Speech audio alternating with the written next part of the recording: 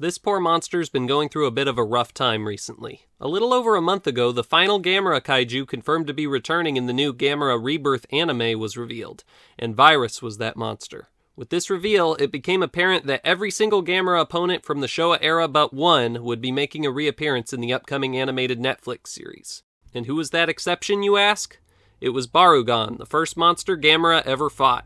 Such a shame that this memorable creature with highly unique abilities didn't make the cut. Today, I'm going to attempt to set things right and give good old Barugon the ray of sunshine it deserves, not by featuring it in a Netflix series, but by covering the creature's entire history in a comprehensive lecture. That's all next on today's episode of the Toku Professor.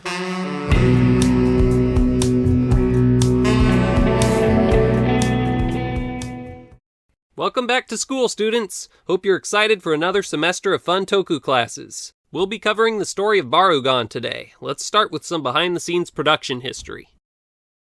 The first Gamera film, Gamera the Giant Monster, proved to be quite successful for Daiei. And so, Masaichi Nagata, the president of the company, interested in making a little more money, as most CEOs are, called for a follow-up. An outline for a sequel was put forward by writer Yuno Saburo Saito, which pitted Gamera against a clan of giant ice aliens who were causing volcanic eruptions all over the world in order to cause an ice age. It seems that Barugon inherited his icy tongue abilities from this stage in the movie's development. As Daiei went forward, they decided to discard most of this original plot and make Gamera's opponent reptilian instead, and the ice giant idea was scrapped and reworked into the stone giant Daimajin, the titular antagonist of a different Daiei franchise, which maybe we can talk about another time. The script for Gamera vs. Barugon, as with all the other Showa Gamera films, was written by Nissan Takahashi. Barugon's name was apparently derived from Baru, an aboriginal word for crocodile's ancestor, and Gon from dragon.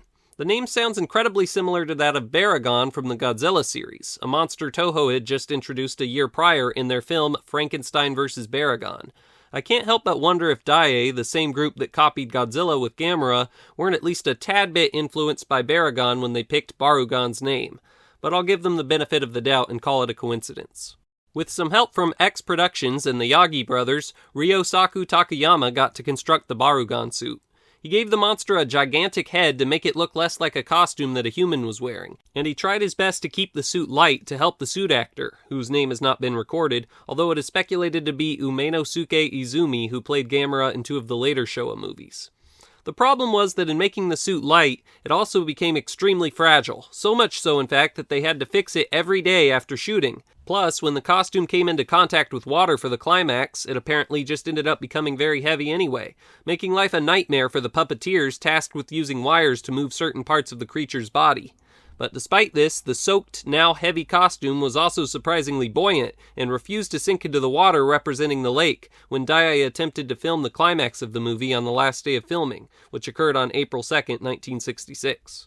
A group of kids were on a tour of the studio that day, perhaps on a field trip with their Toku Professor, and apparently burst out laughing when they saw the staff struggling to submerge Barugon. Even when the crew filled the suit up with water, it still wouldn't sink, but their hearts did.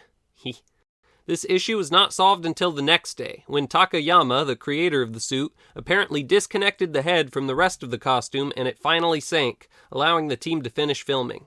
Even the land scenes took a long time to film. If I'm understanding a source correctly, this scene here of Barugon walking past a building with people later added in, and then the whole area freezing over, seems to have taken an entire night to make. Despite all these complications, the crew pushed through and got it done. In addition to the normal Barugon suit, another, consisting only of the creature's upper body, was produced, which had the Kaiju's tongue mechanism that was maneuvered by 3 staff members. The icy mist shot out of this tongue was from a fire extinguisher. In addition, 2 puppets of Barugon were used for some shots, the first being a 3-foot adult Barugon used during some of the climax shots, and the other being the little baby Barugon hand puppet that pops out of the egg, amidst puffs of tobacco smoke. I couldn't determine the origin of Barugon's different roars, but to me one of them sounds a lot like a paper shredder. I begrudgingly present your monthly pay. Thank you! I'll be sure not to spend it all in one—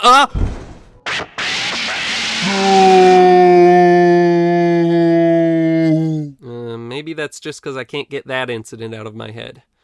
I need to forget about that, so let's move on to Barugon's in-universe history. 20 years prior to the events of Gamera vs. Barugon during World War II, in the jungles of New Guinea, a man discovered a gigantic opal he assumed was worth millions, and managed to hide it in a cave just before being taken to a prisoner of war camp. 2 decades later, he arranged an expedition so some dishonest companions of his could return and search for the opal. Upon arriving, the group revealed their intention to find the cave, but this cave was in an area designated as the Valley of Rainbows, a place the locals forbade anyone to set foot. Nonetheless, the team pushed on. After a treacherous journey through the jungle, they finally found the opal, but one of the men betrayed his comrades and tried to take the jewel for himself. And he may have gotten away with it too. Only problem was, it was an egg and not an opal. What's more, it was an egg that had the potential to hatch upon being exposed to infrared radiation. And that's exactly what happened. The traitor had been using an infrared lamp to try and recover from an injury he received in the jungle, and the radiation from the lamp caused Barugon to emerge from his egg. Upon being born, the kaiju decided to skip over the child stages of his life and jump straight to adulthood, due to the radiation. The ship the traitor had boarded had just docked in Kobe, Japan, but suddenly caught fire as Barugon smashed his way out of the vessel and entered the bay. He crawled onto dry ground and decided to follow his kaiju instinct and smash a bunch of buildings to smithereens. He also used this tower as a tongue punching bag before leaving for Osaka. Before we cover Barugon's arrival in this city, let's briefly look at some in-universe anatomy of the monster for some insight into how his body is capable of doing the crazy things we are about to see. Along with several Japanese versions, we actually have an anatomical illustration in English that originates from a Shout Factory DVD that shows us where Barugon creates his freezing liquid, as well as his stomach, which is capable of digesting diamonds, and the spike on his back that acts as a prism to shoot out his rainbow ray. Nice piece of art here. Okay, back to the narrative. Strategically placed tanks were deployed around the streets of Osaka, but of course they were all completely useless and the monster froze them all solid. Then, for good measure, he decided to freeze the entire city just to rub it in. Oh, here come some fighter jets. Looks like Barugon's fun is over. Or not. Why aren't these military tactics working? The army is usually able to handle kaiju with ease, right? Or am I remembering things wrong? Since Barugon was freezing everything that got close to him, the military decided to try and hit him from far away with some missiles, as Barugon was sleeping. But the creature woke up and easily dashed their hopes by making a rainbow-colored death ray shoot out of his back spines and destroy all the missiles. Wow, what a colorful flex. However, this little light show ended up attracting Gamera to the area. The turtle monster, who we now know as a friend to humanity, acted a bit differently back in those days and was just greedy for energy to snack on. So when he sensed Barugon's rainbow death ray, he had to check it out and ended up becoming enemies with Barugon in the process. It was time for Gamera's first taste of monster v monster combat. Barugon made the first move and leapt through the air, but got knocked sideways. He proceeded to whack Gamera in the head with his tail, which angered the turtle, who stood up and tried to blast the lizard with his fire breath. However, Barugon's icy mist proved to be the perfect counter to Gamera's attack. Not only did it put out the flames, it also covered the turtle in frost, and the bright light in his eyes faded. Okay, we reached that part that I talked about earlier, Kashimu-kun, so you have to put on those glasses, remember? Okay, got it. Oh wait, but I don't see anything. Well, hopefully they'll focus in a second. Gotta keep things at a G rating for him. When Barugon got up close to confirm Gamera was dead, the turtle retaliated with a blow to his opponent's face. However, that was all the strength Gamera could muster, and having slightly humiliated his foe, the kaiju collapsed. Barugon flipped Gamera over, assuming he was actually dead this time, and waddled off to look for something else to do. Meanwhile, the protagonists of the movie had a plan to deal with the lizard, which they pitched to the military. Apparently, long ago, Barugon had attacked the people of New Guinea, and they were able to destroy him by using dazzling diamonds, his favorite snack, to lure him into deep water and drown him. See, this is why it's good to study the history of monsters, students. You'll know what to do if they ever return and attack you. Anyway, a giant diamond from the village in New Guinea was hung from a helicopter, and Barugon didn't follow it. But this was just because the modern Barugon was much bigger than the ancient one due to the radiation it absorbed, so it was too big to notice the diamond. So the military sought out a means to amplify the brilliance of the diamond, while simultaneously showering Barugon with artificial rain to make the monster sluggish and unable to use his ice breath. A device that could power up the gem's brilliance with infrared rays was acquired without much effort, and soon afterward it was time to begin the operation. Barugon was successfully captivated by the powered-up brilliance of the diamond, and the military was so close to luring him into Lake Biwa. But then the same traitor who tried to take Barugon's egg for himself arrived at the last second, and somehow the military let him rob the diamond and get away. Well, get away from everyone but Barugon, that is. The kaiju backed out of the water, and with the giant diamond gone, which I guess was for some reason the only one that would work, it was back to the drawing board.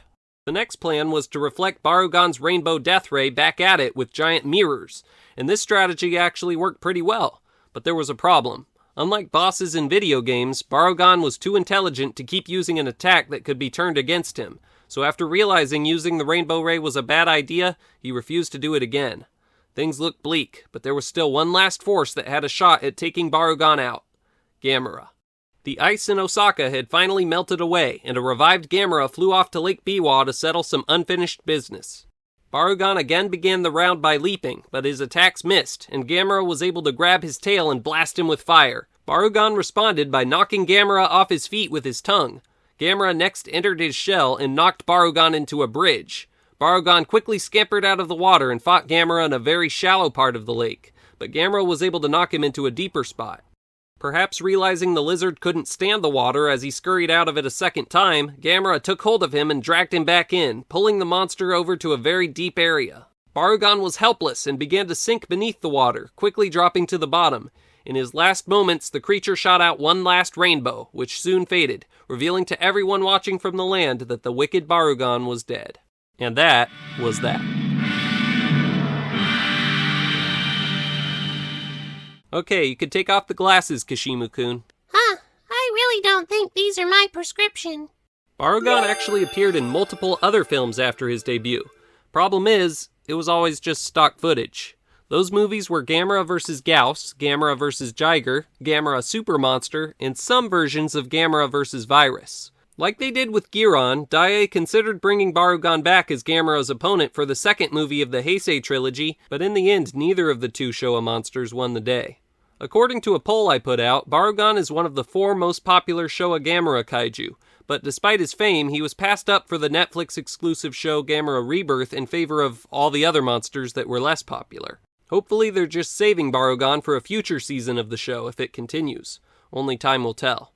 But at least Barugon did get to appear in a different show back in 1998, alongside Gyaos, Jiger, and Viras. And that show was... Wait, no, you're kidding. Monsters!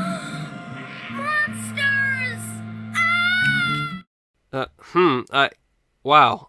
I'm not quite sure how to react to that, so let's move on. Not surprisingly, considering how few Gamera monsters there actually are, Barugon has made a lot of appearances in other Gamera media, particularly written media, such as in a manga where he got fused together with all of Gamera's other Showa foes into powered Gyaos, and in another where he took on Heisei Gamera in between the events of Gamera 2 and Gamera 3. Some Gamera video games, etc. also include the kaiju. Then there are also creatures outside the Gamera series that seem to reference Barugon in their design, such as Mammoth Nezura from Nezura 1964. Wanigan from the short Wanigan vs. Gameron is an interesting one. This monster came to be when a mold for a Barugon model that the toy company Nitto wanted to put out was rejected. They ended up repurposing it into an original monster and putting out the model in the 60s. And then, 40 years later, the company Amapro released a short tokusatsu film featuring the monster to advertise their toy of the character. Would you look at that? We somehow ended up on the topic of toys. Since we're here, let's cover Barugon merchandise now. No Barugon merch has worked its way into my Toku archive yet, but that doesn't mean that there's a lack of items out there that depict the creature.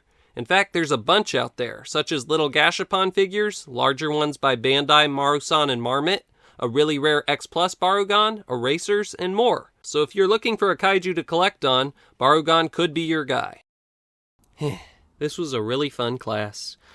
I hope that it made poor old Barugon happy, considering what he's been going through. But I still can't believe he didn't make it into Rebirth. Aw, you did everything you could, Professor. Really? A professor crying in his own class? This kind of thing disgusts me. And I can't help but join in. Poor Barugon. Oh, hey, look. How did that get in here? Hey, this must be a message from Barugon. To show you he really appreciates what you did for him, Professor. Hey, Pencil Leopard, let's go see if there's a pot of gold on at the end of it. Okay. I enjoy chasing the delusional fantasies of the young. Huh. I guess the kids are right. I guess we really did make Barugon feel better. Wait, he's a monster. He doesn't have emotions like that. And that means this is a sign that he's here! And... I brought your monthly pay, Hey, why is it so cold in here? Probably mismanagement on your part. Huh? No!